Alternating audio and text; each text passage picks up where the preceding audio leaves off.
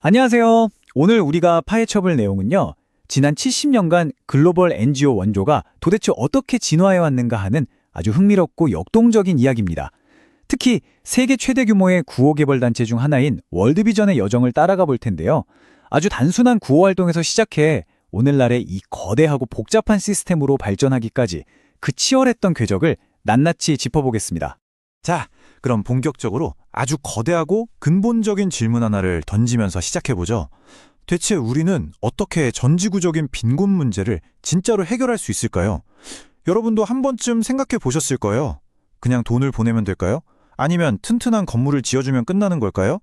사실 이 복잡한 퍼즐을 풀기 위해 지난 70년 동안 수많은 전문가들이 정말 머리를 쥐어뜯으며 고민해왔습니다. 이 질문은 결국 아주 중요한 철학적 갈림길로 우리를 안내합니다. 당장 굶주린 사람에게 생존을 위한 빤을 손에 쥐어주는 게 정답일까요? 아니면 조금 느리더라도 불평등한 시스템 자체를 뜯어 고쳐서 그들이 마땅히 누려야 할 근본적인 인권, 그러니까 스스로 일어설 권리를 찾아주는 게 먼저일까요? 국제사회복지의 역사는 바로 이 두 가지 관점 사이를 끊임없이 오가며 발전해 왔거든요. 데이비드 코튼이 정리한 이 프레임워크를 보면 좀 더 명확해집니다.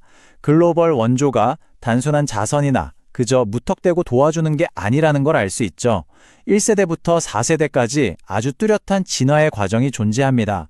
이전 시대의 방식이 한계에 부딪혀 실패할 때마다 그걸 교훈 삼아 다음 단계로 엄청난 도약을 이뤄내는 이른바 실패를 걸음 삼아 전진해온 아주 과학적인 패러다임의 역사라는 겁니다. 자, 그럼 1부 구호의 탄생과 1세대 모델부터 바로 시작해볼까요?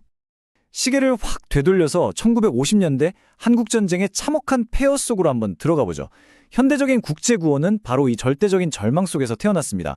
당시엔 정부의 사회 안전망 그런 건 아예 없었어요. 거리에 전쟁 고아와 미망인들이 넘쳐났죠. 그러니까 NGO들이 직접 뛰어들어서 식량을 주고 고아원을 지으면서 즉각적인 생존을 도울 수밖에 없었습니다. 사람을 살려내는 것 자체가 유일한 목적이던 시절이었고 이 모델은 베트남이나 인도 등 아시아 전역으로 빠르게 퍼져나갔습니다. 그리고 이 시기에 등장한 엄청난 혁신이 하나 있습니다. 바로 1:1 아동교련 모델의 탄생이죠. 이게 왜 대단하냐면요. 지구 반대편에 있는 서구의 후원자와 잿더미 속의 아동을 1:1로 연결해서 아주 끈끈한 정서적 유대감을 만들어냈거든요. 단순히 물건을 던져주는 걸 넘어서 전 세계적인 기부와 자원동원 방식에 완전히 혁명을 일으킨 진짜 천재적인 발명품이었습니다. 이제서 2부입니다. 시설 수용에서 지역사회 개발로의 전환을 살펴보겠습니다. 하지만 영원할 것 같던 이 방식도 곧 거대한 벽에 부딪히게 됩니다. 아까 말씀드린 실패를 통한 전진, 기억하시죠? 전문가들이 가만히 보니까 아이들을 대규모 고아원에 수용해 기르는 게 심리적으로나 정서적으로 너무 치명적인 부작용을 낳고 있었던 거예요. 아이들이 엄청난 의존성을 보이게 된 거죠. 그래서 방향을 확 틉니다. 아이들을 시설에서 빼내 원래 가정으로 돌려보내고 그 가정이 속한 마을 전체를 고쳐서 아이가 집에서 잘 자랄 수 있게 하자는 생태학적 접근으로요. 아주 결정적인 대전환이 일어난 겁니다. 70년대와 80년대로 넘어가 보면 NGO들이 무엇 하고 있는지 확연히 달라집니다. 당장 먹을 빵을 주는 대신 밀을 심는 법을 가르치고 있어요. 마을에 우물을 파고 유엔과 파트너십을 맺어서 기초 보건 의료를 시스템화하기 시작합니다.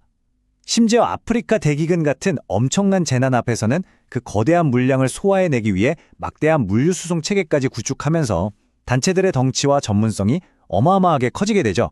바로 이 과정에서 변혁적 개발이라는 아주 멋진 철학이 탄생합니다.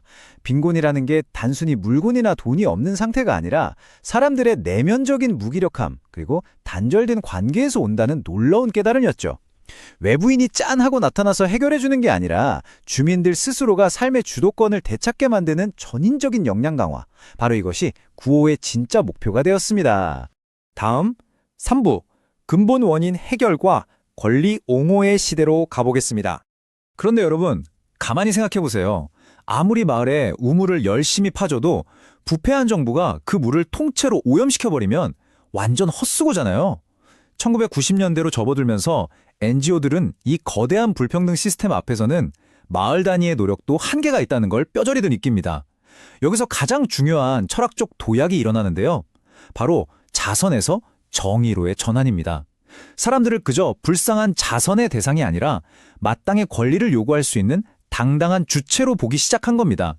이 권리를 보장해야 할 책임은 1차적으로 국가에 있다고 선언하면서요. 그래서 이 구조적인 빈곤과 싸우기 위해 NGO들은 이제 야전병원을 넘어 글로벌 무대의 정체공허자이자 날카로운 감시자가 됩니다. 아동노동, 조혼, 소년병 징집 같은 끔찍한 악습들을 뿌리 뽑기 위해 UN 같은 곳에서 직접 로비를 벌이고요. 불공정한 무역법에 항의하기도 하죠. 시스템 자체를 바꾸기 위해 전 세계적인 운동을 벌이기 시작한 겁니다.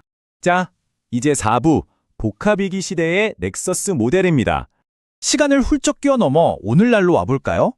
사실 앞선 세대의 엄청난 성과들에도 불구하고 우리는 지금 기존의 교과서적인 방식으로는 도저히 감당 안 되는 완전히 새로운 괴물과 마주하고 있습니다. 학자들은 이걸 복합위기라고 부르는데요. 기후재난, 코로나 같은 팬데믹, 거기다 끝날 기미가 안 보이는 만성적인 분쟁들이 한꺼번에 얽히고 설켜서 충돌하고 있는 겁니다. 파괴력이 상상을 초월하죠. 이 아수라장 속에서 살아남으려면 어떻게 해야 할까요? 그래서 구호계가 내놓은 답이 바로 HDP 넥서스라는 혁신적인 통합 프레임워크입니다.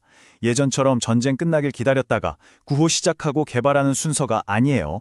포탄이 빗발치는 현장에서 식량도 주고 동시에 태양광 식수 펌프도 짓고 부족 간의 평화 중재도 한나란 시에 똑같은 장소에서 동시에 진행하는 겁니다. 엄청나게 고도화된 전략이죠. 게다가 정부 기능이 아예 마비된 전쟁터 한가운데서 이런 복잡한 작전을 수행하려다 보니 2020년대에 최첨단 기술들을 총동원하고 있습니다. AI로 데이터를 분석해서 가장 시급한 난민을 찾아내고 블록체인과 생체 인식 시스템을 써서 안전하고 존엄하게 직접 현금을 꽂아줍니다. 기후위기 극복을 위해 자연을 재생하는 기술까지 도입하면서 사람들에게 권력을 직접 돌려주고 있는 거죠. 완전 SF 영화 같지만 지금 현장에서 실제로 벌어지는 일들입니다. 5부 수혜국에서 공여국으로 바로 한국의 유례없는 기적적인 사례입니다. 지금까지 쭉 들으시면서 근데 이게 진짜 현실에서 통하는 얘기야? 싶으실 수도 있어요. 그런데 그 완벽한 증거, 궁극적인 개념 증명이 바로 1991년에 일어났습니다. 한국전쟁 직후 1950년부터 장장 40년 동안 한국은 전 세계에 어마어마한 원조를 받던 수혜국이었잖아요. 그런데 1991년 드디어 스스로 일어서서 남을 돕는 글로벌 공여국으로 지위를 완전히 바꿔버립니다. 글로벌 NGO 역사상 이렇게 비약적이고 완벽하게 성공한 기적은 한국이 유일무이합니다. 대단하죠? 마지막 6부, 글로벌 NGO가 안고 있는 딜레마와 미래에 대한 이야기입니다. 자, 하지만 오늘 이 해설이 마냥 찬란한 영웅담으로 끝나버리면 안 되겠죠? 학계와 현장에서 NGO들이 지금 이 순간에도 매일같이 겪고 있는 아주 뼈아픈 딜레마들을 냉정하게 짚어봐야 합니다. 가장 큰 악몽이 뭔지 아세요? 바로 출구 전략입니다.